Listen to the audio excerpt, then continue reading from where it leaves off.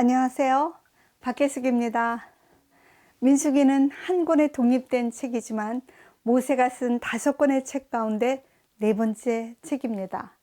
창세기는 하나님이 백성을 선택하시고, 출애굽기는 그 백성을 구원하시며, 레위기는 그 백성을 성별하시고, 민수기는 하나님이 백성과 동행하며 인도하시는 내용입니다. 오늘날 우리는 삶의 토대 전체가 흔들리는 시대를 살아갑니다. 한 번도 상상해보지 못했던 문제들이 정말 파도처럼 밀려오는 이 광야 같은 삶의 여정에 민수기는 그리스도 신앙 공동체가 반드시 기억해야 할 인생의 길잡이가 될 것입니다. 민수기에는 2번의 인구조사가 전체 이야기를 잡고 있습니다. 첫 번째 인구조사는 하나님의 산 시내산 아래에서 출애굽한 그 다음 해 2번째 달 첫날에 시작합니다. 모든 지파에서 20세 이상이 된 전쟁에 나갈 수 있는 남자를 세는 것입니다. 그리고 38년 뒤에 모압 평지, 즉 가나안의 맞은편에 요단강을 건너기 직전에 다시 한번 인구조사를 하는데요. 1차 인구조사할 때 20세가 넘었던 사람들은 전원 사망하고 없습니다. 오직 예외는 2명인데 갈렙과 여호수아죠. 아직 모세도 살아있지만 그도 몇 달 후면 죽게 됩니다. 도대체 무슨 일이 있었기에 60만이 모두 광야에서 죽게 된 걸까요? 광야 생활이 너무 힘들었을까요? 아니면 특별한 일이 그들에게 있었을까요? 이것을 밝히는 것이 민수기의 문을 여는 키일 것입니다. 이스라엘은 하나님과 언약을 맺은 거룩한 백성이 되고 율법을 받았습니다. 그러나 이들은 여전히 애굽에서 도망을 친 노예들의 오합지졸이었죠. 이제 하나님은 이스라엘의 행정체계를 갖춰 갑니다. 각 지파의 두령이 뽑히고 10부장, 50부장, 100부장, 1000부장이 선정이 됩니다. 하나님의 법궤가 정지할 때 12지파의 진행 형태, 또 진행할 때, 이동할 때 행군 형태를 질서정연하게 결정을 합니다. 자기의 장막이라고 경치 좋은데 아무데나 치지 않고 모세는 하나님이 보여주신 식양대로 조직을 하게 되는데, 이 모습은 밤모섬에서 사도 요한이 바라본 하늘 보좌의 모습을 연상시킵니다. 이스라엘은 하나님의 명령대로 순종해서 가나안 정복을 위한 모든 준비를 마쳤습니다.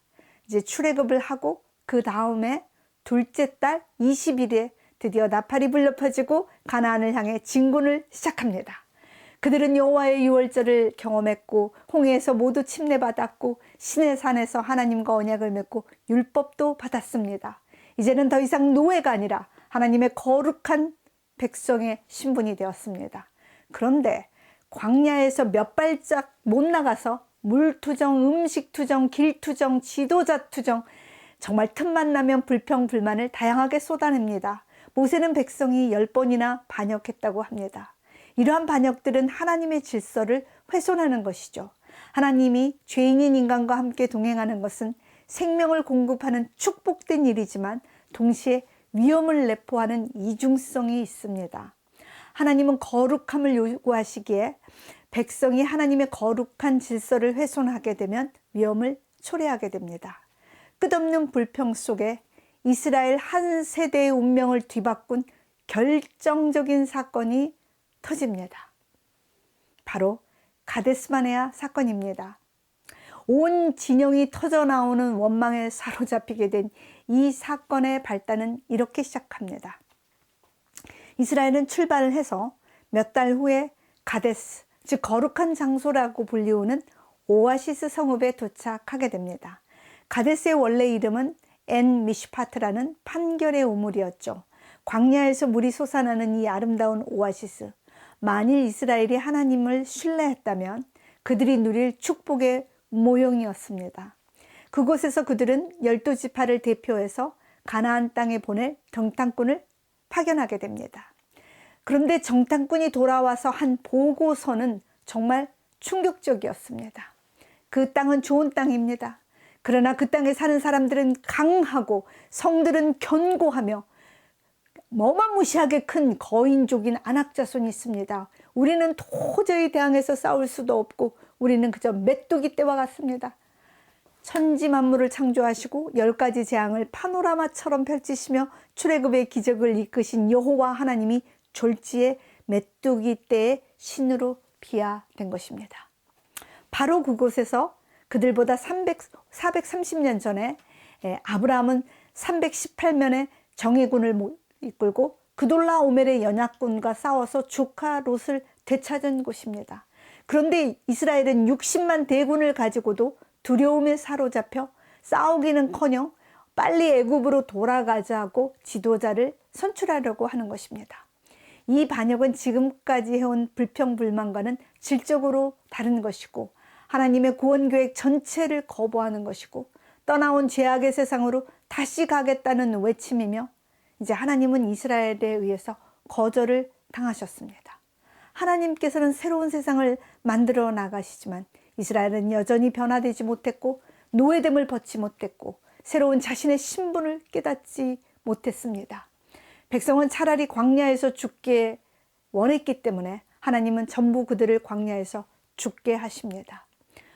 우리가 불경스럽게 하나님께 떠들어대는 말을 하나님은 침묵 속에 다 듣고 계십니다.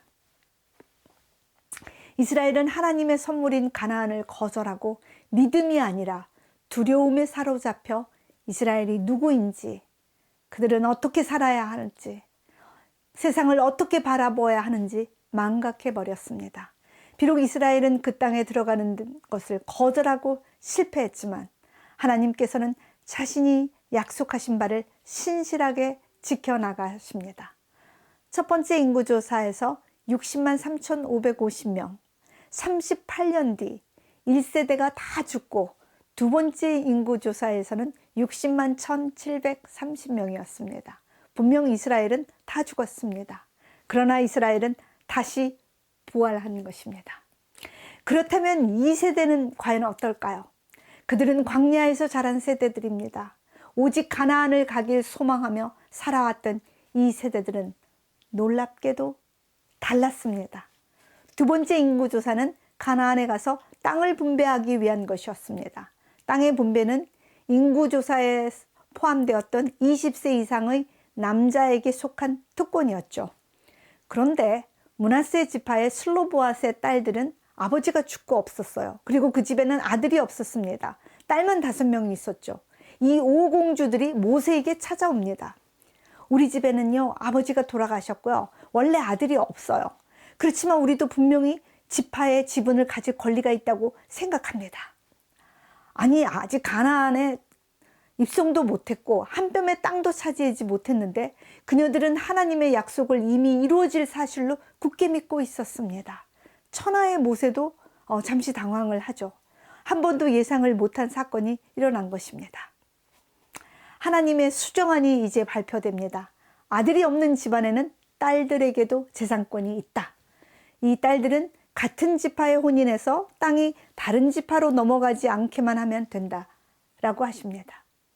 여인에게 재산권이 없었던 3000년 전 고대 근동의 세계에 놀라운 여인의 인권 신장입니다.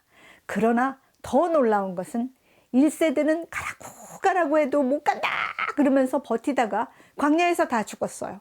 그런데 2세대는 인구조사에 속하지도 않았던 여성들이 일어나서 장차 차지할 약속의 땅에 대한 굳건한 믿음, 놀라운 집중력을 보여줍니다. 정말 달라진 주체적이고 창조적인 새 시대의 여인들입니다. 이 5명의 딸들의 이름은 말라, 디르사, 호글라, 밀가, 노아입니다. 이 이름이 민수기에 반복돼서 나오는 이유가 저절로 수긍이 갑니다. 여인을 아비의 딸로만 부르던 이름이 없던 3400년 전, 아직 이루어지지도 않았던 하나님의 약속을 굳게 믿고 간절히 구했던 이 5명의 여인들은 이 세대가 얼마나 희망적이었는지 단번에 설명을 해줍니다. 믿음은 바라는 것들의 실상이요 보지 못하는 것의 증거라.